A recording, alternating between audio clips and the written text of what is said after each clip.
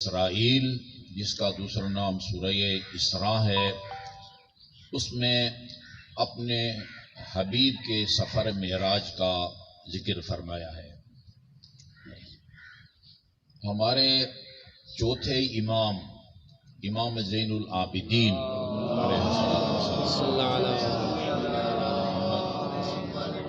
جن کو زین العابدین کا لقب اس دن ملا جب ان کے والد گرامی یعنی امام حسین کا بچپنا تھا اور وہ رسول خدا کی گود میں تھے۔ سبحان اللہ، سبحان۔ فرمایا رسول خدا نے جب قیامت کا دن ہوگا، آدم سے لے کر اور قیامت تک جتنے لوگ اس دنیا میں آئے اور گئے ہوں گے، سب میدان محشر میں حساب کتاب کے لیے کھڑے ہوں گے، اور اس وقت منادی کی آواز آئے گی، فَلْيَقُمْ زین العابدین، زین العابدین جہاں ہیں کھڑے ہوں۔ اس وقت میرے بیٹے حسین کا بیٹا علی زین العابدین کھڑا ہوگا۔ اس امام سے پوچھا جاتا ہے، کچھ لوگوں کا خیال ہے کہ یہ معراج کا مقصد اللہ تعالیٰ کا دیدار تھا۔ اللہ اپنے حبیب کو اس لیے آسمانوں میں بلا کے لے گیا تاکہ وہاں یہ 1 to 1 جس طرح میں آپ کو دیکھ رہا ہوں، آپ مجھے دیکھ رہے ہیں، ملاقات ہو جائے۔ یہ ایک اختلافی مسئلہ ہے۔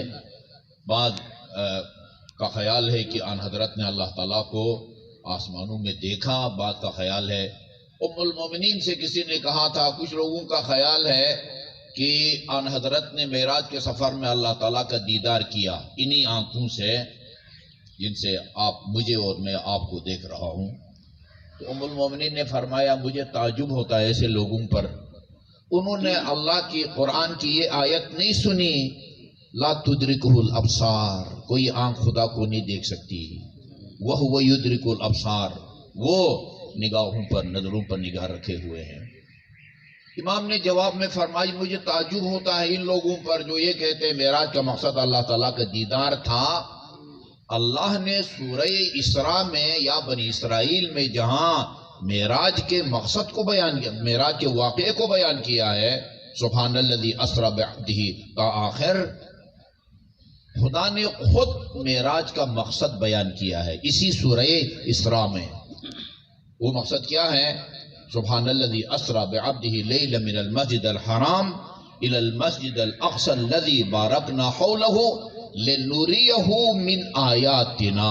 خدا خود فرماتا ہے، ہم نے اپنے حبیب کو اس لیے سیر کرائی یا معراج کے سفر پر لے گئے تاکہ آسمانوں میں اپنی قدرت کی نشانیاں دکھائیں، اور جب واپس زمین پہ جائیں اہل زمین کو ان قدرت کی نشانیوں سے آگاہ کریں۔ خدا خود اعلان فرما رہا ہے۔ یہ بہت بڑا اہم چیپٹر ہے اسلامی تاریخ کا کہ آن حضرت نے معراج کے سفر میں کیا کیا دیکھا، کیا کیا دیکھا۔ یا احمد یا احمد کر کے خدا نے اپنے حبیب سے کیا کچھ فرمایا۔ ان میں سے ایک آن حضرت کا مشاہدہ آپ کی خدمت میں عرض کرتا ہوں۔ آپ نے ایک عجیب الخلقت فرشتے کو دیکھا جس کے 1000 ہاتھ تھے، 1000 ہاتھ، ہر ہاتھ میں 1000 انگلیاں تھیں۔ 1000 کو 1000 میں ضرب دیں تو کتنا بنتا ہے؟ 1 ملین، 10 لاکھ۔ آن حضرت نے پوچھا کہ یہ خدا نے تمہیں اتنی انگلیاں دی ہیں، تیری ڈیوٹی کیا ہے، کیا کام لیتا ہے خدا تیری اس 1 ملین انگلیوں سے؟ کہا، میرا کام بارش کے قطروں کو گننا ہے، جہاں بھی بارش ہوتی ہے دن کو رات کو خشکی کے اوپر یا سمندر کے اوپر ان کو گن لیتا ہوں۔ کہا، یہ تو بڑا مشکل کام ہے، تم کر لیتے ہو؟ کہا، ہاں میں آسانی سے کر لیتا ہوں۔ فرمایا، اس دنیا میں بارش کے قطروں سے زیادہ تعداد میں کوئی چیز ہو جس کا حساب کتاب ریکارڈ رکھنا تیرے بس سے باہر ہو؟ کہاں، ہاں ایک چیز ہے، جب آپ کی امت کے لوگ آپ کا نام سن کر آپ اور آپ کی آل پر صلوات بھیجتے ہیں، اس کا اجر اور ثواب اتنا زیادہ ہوتا ہے کہ وہ میں اس کا حساب کتاب نہیں رکھ سکتا۔ صلی علی محمد وآل محمد۔ اور فرمایا اکثروا من الصلاۃ علی، جہاں جہاں تک میری آواز جا رہی ہے سب کوشش کریں کہ حضور کے اس فرمان پر عمل کریں. اکثروا من الصلاۃ علی، مجھ پر کثرت سے صلوات بھیجا کرو. صرف اپنی مجلس تک یا نماز کے تشہد تک اس عبادت کو محدود مت رکھو. جب بھی تمہاری زبان فارغ ہو، خاتون خانہ گھر میں کام کر رہی ہے، آٹا گوندھ رہی ہے، سبزی کاٹ رہی ہے، چپاتی بنا رہی ہے، آپ آفس جا رہے ہیں، تو اگر آپ تاجر ہیں، مارکیٹ جا رہے ہیں، زمیندار ہیں، اپنے کھیتوں میں جا رہے ہیں، زبان فارغ ہو، آپ کی زبان پر اس ذکر کو جاری رہنا چاہیے جس کا ثواب میں نے آپ کی خدمت میں عرض کیا. اکثر من الصلاۃ علی، مجھ پر کثرت سے صلوات بھیجا کرو.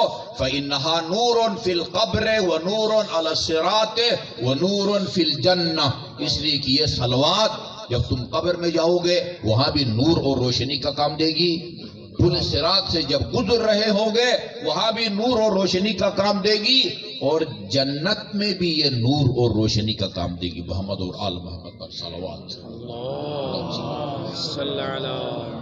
آپ نے ثواب کا اندازہ لگایا. اب میں آپ سے درخواست کروں گا اپنی طرف سے بطور ہدیہ 3 دفعہ یہ جو کہا جاتا ہے نا باواد بلند صلوات، یہ اسٹیٹ سیکرٹری یا پڑھنے والے کی کوئی ذاتی خواہش نہیں ہوتی، یہ رسول مقبول کی حدیث کا ترجمہ ہے. فرمایا ارفعوا اصواتکم بالصلاۃ علی، جب درود بھیجو باواز بلند بھیجا کرو. فإنها تذهب بالنفاق، آہستہ بھیجو اس کا بھی ثواب ہے، باواز بلند بھیجو اس کا بھی ثواب ہے، لیکن باواز بلند صلوات میں ایک خاص خصوصیت ہے، وہ آہستہ صلوات میں نہیں ہے. وہ کیا ہے؟ فإنها تذهب بالنفاق، جو باواز بلند صلوات بھیجتا ہے منافقت اس سے دور رہتی ہے.